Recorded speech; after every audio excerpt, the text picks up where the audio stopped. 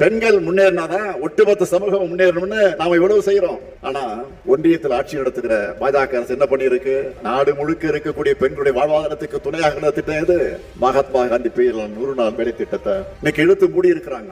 பாஜக நடவடிக்கை பெண்களுக்கு முற்றிலும் விரோதமானது. அதுக்கு ஒத்துவதற்கு யாரு? எதிர்க்கட்சி தலைவர் பழனிசாமி அவர்கள். அவர் என்ன சொல்லுகிறார்?